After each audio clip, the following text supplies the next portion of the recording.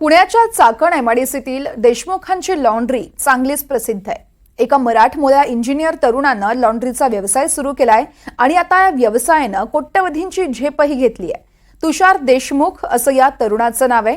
त्याच्या लॉन्ड्रीमध्ये सध्या 30 जण काम करतात। वर्षाला 2.5 कोटींचा टर्नओव्हर असलेल्या या लॉन्ड्रीचा यशस्वी प्रवास तुषार देशमुख यांच्याकडून जाणून घेतलाय आमचे प्रतिनिधी राहुल कुलकर्णी यांनी।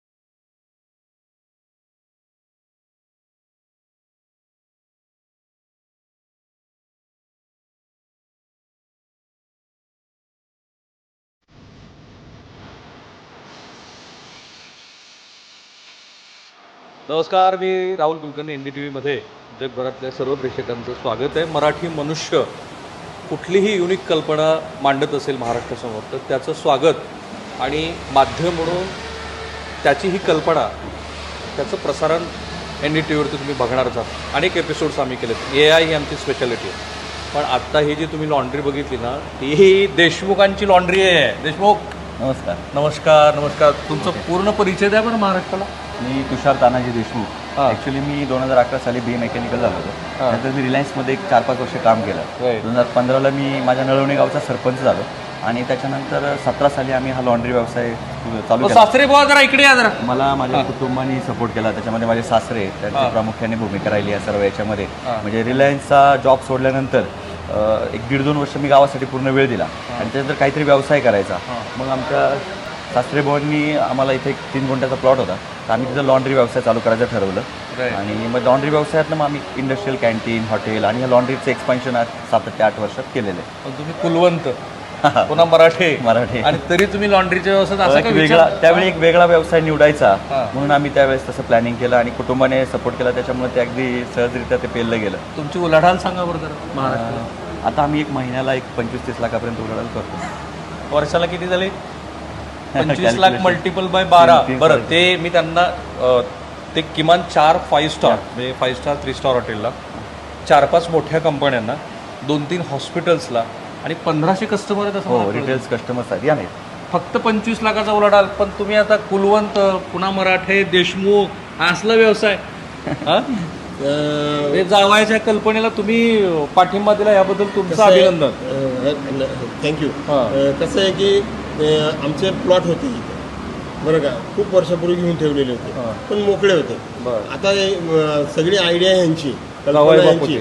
आम्ही तर काय सर्व्हिसमध्ये होतो म्हणजे डॅडी हे घेऊन काय करायचं म्हणजे ठेवून काय करायचं, आपण असं करूया म्हणलं करायचं तर करा चला करू असं। मग झालं आमचा विचार। अर्धा प्लॉटमध्ये आम्ही नाही का असं लॉन्ड्री चालू केली बरं का। आता मी ही देशमुखांची लॉन्ड्री महाराष्ट्राला दाखवणार आहे। चला देशमुख साहेब वरती पण नाही, आधी खाली बघू प्रोसेस सुरू कशी होते देशमुख साहेब। इथे कस्टमर कपडे घेऊन आले हे शर्ट पॅन्ट वगैरे घेऊन आल्यानंतर आम्ही सॉर्टिंग करतो। त्याच्यावर कपड्यांवर मार्किंग करतो आम्ही। युनिक आयडी जसं आपलं आधार कार्ड आहे तसं आम्ही युनिक आयडी कस्टमरला दिलेले आहेत। 104 105 माझा स्वतःचा 104 आयडी आहे। तो कायमस्वरूपी आणि सिस्टीमला त्याची एंट्री होते। त्या पद्धतीने कपड्यावर मार्किंग होते आणि नंतर सगळे कपडे एकत्र क्लब होऊन दिवसभरातले कपडे आमचा जो वॉशर आहे अशोक तो ते सगळं संध्याकाळी सॉर्टिंग करून वॉशिंगला घेतो। दुसऱ्या दिवशी सकाळी हे कपडे प्रेसिंगला जातात। सॉर्टिंग सॉर्टिंग आता मध्ये जाऊ।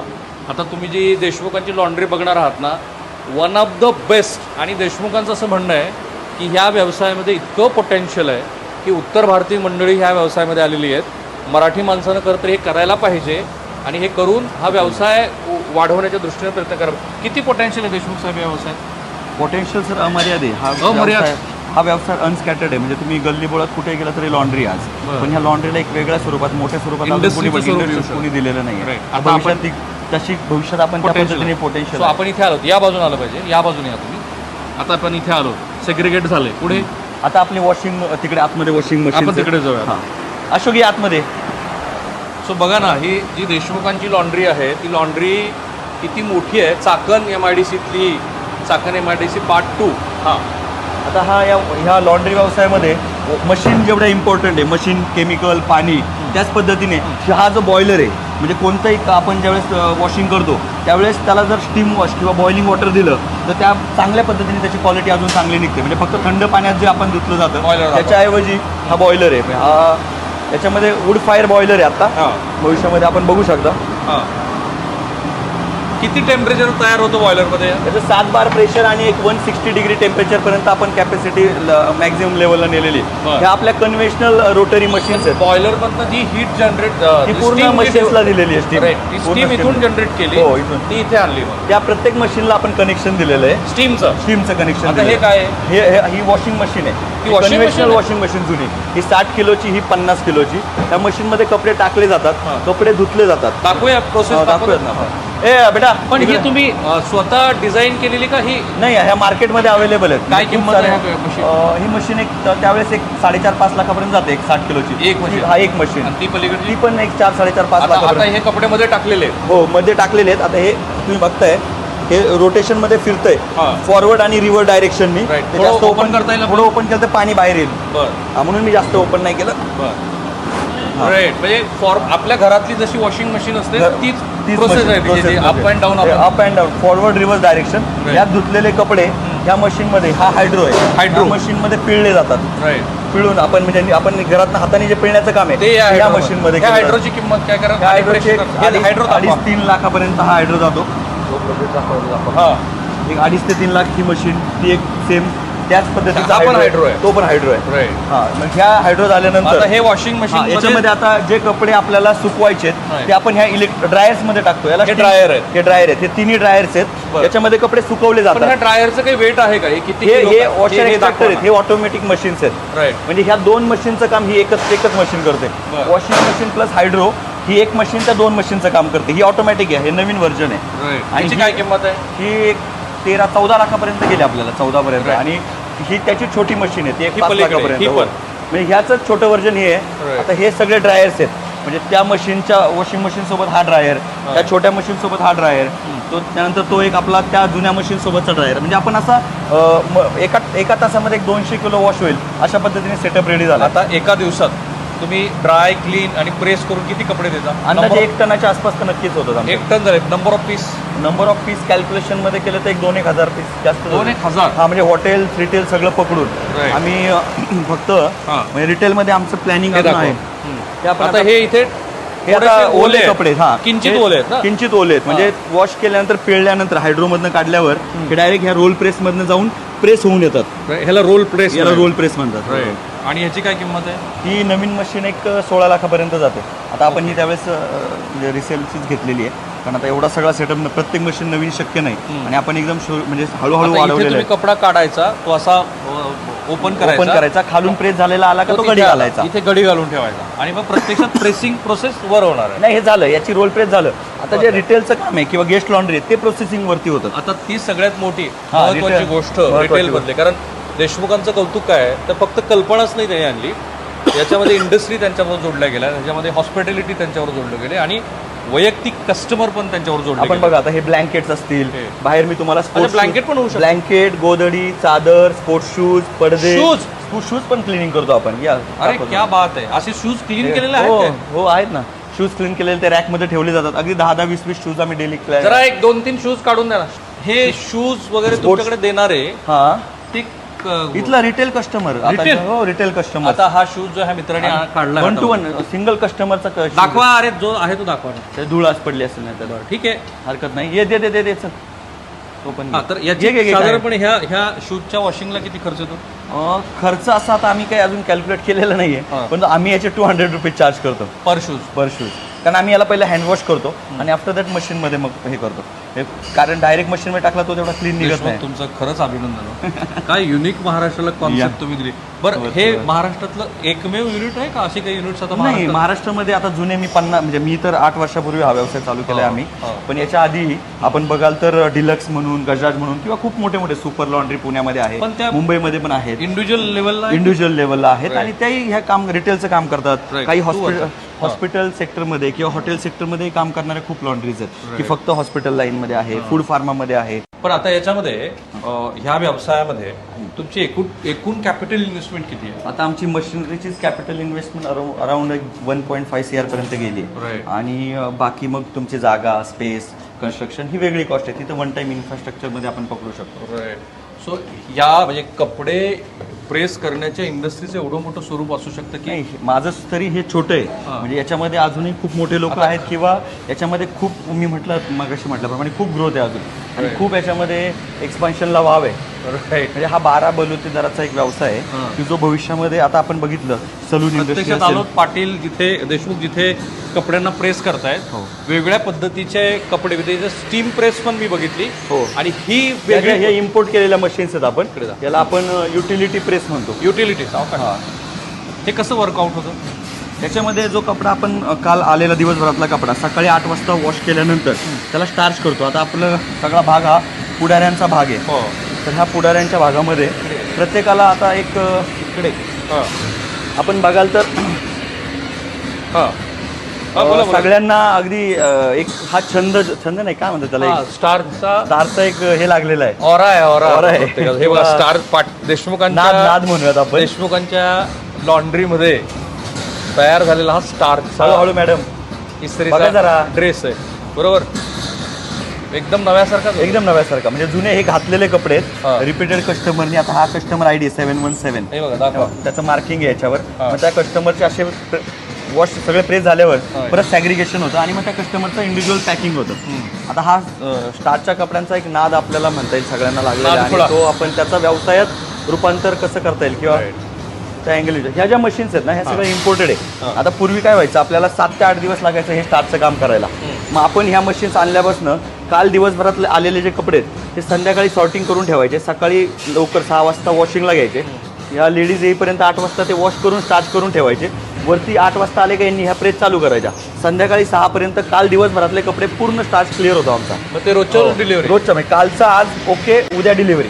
आणि हे 7 ते 8 दिवसाचं काम आहे. पूर्वीच्या जर कन्व्हेन्शनल वेनी गेलं पण आता एका दिवसात होतं. का तर त्याला कारण आहे, पूर्वी काय व्हायचं की हे कपडे वाळवायचे, मग त्याला परत पाणी मारायचं, मग मॅन्युअल इलेक्ट्रिक प्रेसनी प्रेस करायचे, जे आपण इथे बघताय ह्या इलेक्ट्रिक प्रेसनी प्रेस करायचे. इलेक्ट्रिक प्रेस ही जी जुनी आपली कन्व्हेन्शनल पद्धत. आता ही पद्धत आम्ही फक्त फिनिशिंगला वापरतो. म्हणजे तुम्ही बघाल तर हे बघा आता हा जो कुर्ता आहे हा एकदम नव्यासारखा झालेला आहे. कोणताही कपडा बघा, कलर बघा, व्हाईट बघा तुम्ही, हे सगळे नव्यासारखे झालेत अगदी. आणि हे रेग्युलर कस्टमरने 8-10 वेळा वापरलेले कपडे असू शकतात किंवा जास्त. का करायला लागते?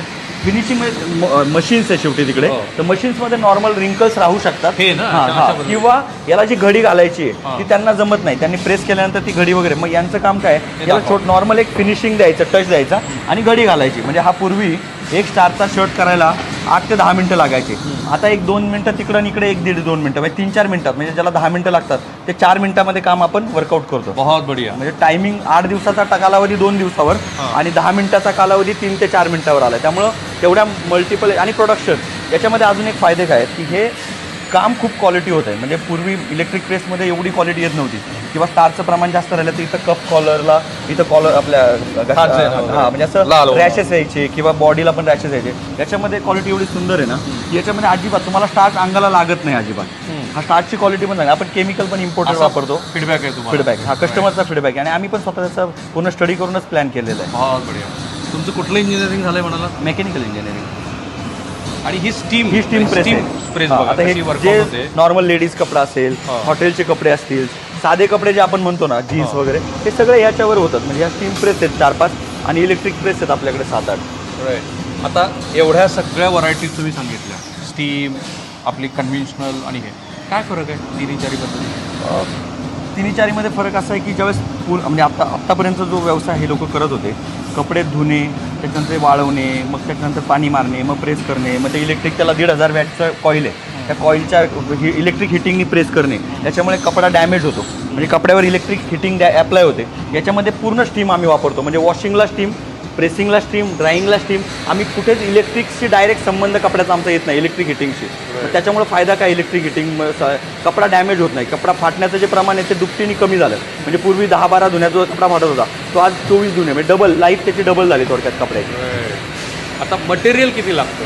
सोडा नाही, काय वापरतो आम्ही लिक्विड डिटर्जंट, लिक्विड पावडर, त्याच्यानंतर एक हायपोम किंवा ब्लीच म्हणू आपण त्याला. असे जे लॉन्ड्री इंडस्ट्रीमध्ये स्टँडर्ड जे कंपोनंट वापरले जातात ते आम्ही सगळे वापरतो आणि त्याच्यामध्ये असं आणि ते पण सगळे इम्पोर्टेडच ऑलमोस्ट वापरतो. रिटेल लाईनला सगळे इम्पोर्टेड केमिकल वापरतो. क्लिनको म्हणून कंपनी आहे, त्याच्यानंतर आपल्याकडे इंडियामध्ये डायव्हर्सी, रोझल, ब्रुझरी वगैरे भरपूर कंपनी आहे. पुन्हा एकदा देशमुख तुमचं अभिनंदन. खूप खूप महाराष्ट्र तुम्हाला बघतो आहे. नमस्कार सर. तर मला एक सांगा की आपले जे तरुण मुलं आहेत त्या तरुण मुलांना ह्या व्यवसायात कुठे, कशी, कितीपासनं इन्व्हेस्टमेंट करून या आता आम्ही व्यवसायात संधी आहे? मी पाठीमागच्या काही वर्ष एक 2 महिन्यामध्ये एक 2-3 रील व्हायरल झाल्या. जवळपास 1 कोटी लोकांपर्यंत ती रील आले वेगवेगळ्या माध्यमातून ते व्ह्यू झाले हे व्हिडिओ. आणि मग मला महाराष्ट्रातनं कमीत कमी 3,000 कॉल आले असतील किंवा 100 टीम वेगवेगळ्या म्हणजे नागपूरपासनं इकडे सांगली, सोलापूर, कोल्हापूरपासनं मुंबई का म्हणजे कोकण बिकन सगळ्या भागातनं एवढी लोकं येऊन गेली ना, जवळपास एक 100 टीम तरी येऊन गेल्या इथे. मग त्यांना आपण हा जो व्यवसाय सुरुवातीपासून स्टार्टपासून परत कसा चालू करायचा किंवा त्याच्यामध्ये कोणाला सेटअप करायचा असेल तर एक छोट्या इन्व्हेस्टमेंटमध्ये 25 ते 30 लाखात हा व्यवसाय कसा चालू करता येईल. 25-30 लाखात होऊ शकतो. पण 25 ते 30 लाखामध्ये एवढ्या ॲडव्हान्स मशिनरी येणार नाही, पण ते एक स्टार्टअप नक्की करू शकतात की जो आपण पूर्वी करत होतो. म्हणजे मी ज्यातनं सुरुवात केलेली आहे किंवा आम्ही ज्यातनं एक 2017 साली 18-20 लाख रुपये लावून जी सुरुवात झाली होती ती डेफिनेटली ती आत्ता जर विचार केला तर एखाद्या आता नवीन एकदम 1.5-2 कोटी लावून कोणी एवढा व्यवसाय करणार नाहीये. परंतु जर आपण 18-20 लाख रुपये 25-30 लाख रुपये लावून हा व्यवसाय चालू केला, आम्ही त्या पद्धतीने आता गाईड करतो. पूर्ण महाराष्ट्रातनं जे लोक येतात त्यांना तुम्हाला संपर्क करायचा असेल तर काय नंबर आहे आता? माझा 70 21 24 96 12 7021 249612. तुमच्याकडे किती कामगार आहेत आता? आता माझ्याकडे सगळे माझ्या दोन्ही व्यवसाय म्हणून 50 आहे, पण लॉन्ड्रीमध्ये 20 ते 25 कामगार आहेत. प्रत्येकाला पगार किती देतो आपण? आम्ही लेडीजला आता 12,000पासून, आमच्या वॉशरला 30,000, प्रेसमॅनला 21-22,000 वेगवेगळे पगार आहेत. सांगा जरा. 30,000. हां, वॉशिंग करणाऱ्याला 30,000, आमच्या प्रेसमॅनला 22,000पर्यंत 20 ते 22,000 आणि लेडीज ज्या प्रेस करतात त्यांना 12,000पर्यंत.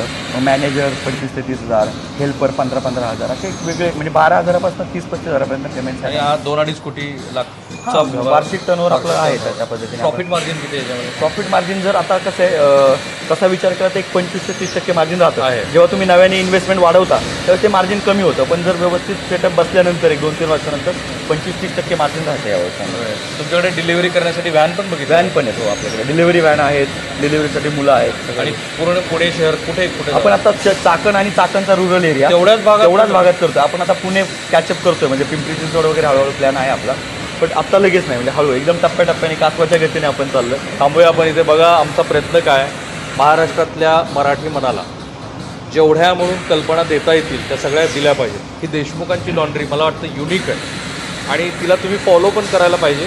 ते करत असताना तुमच्या मनात जर काही प्रश्न पडले असतील तर देशमुखांनी त्यांचा नंबर शेअर केलेलाच आहे. त्यांना एवढे फोन कॉल येत आहेत, त्यामुळं तुम्ही कदाचित त्यांनी तुमचा फोन नाही स्वीकारा तर मेसेज करा, व्हॉट्सअपवरती त्यांना सांगा, विचारा, गडबड करू नका. आणि त्याच्यानंतर तुम्ही त्यांना मेसेज देऊन हे विचारा की तुमच्या मनातले काय प्रश्न आहेत. कॅमेरामन निकेतन मानेसह मी राहुल कुलकर्णी, NDTV मराठी, पुणे.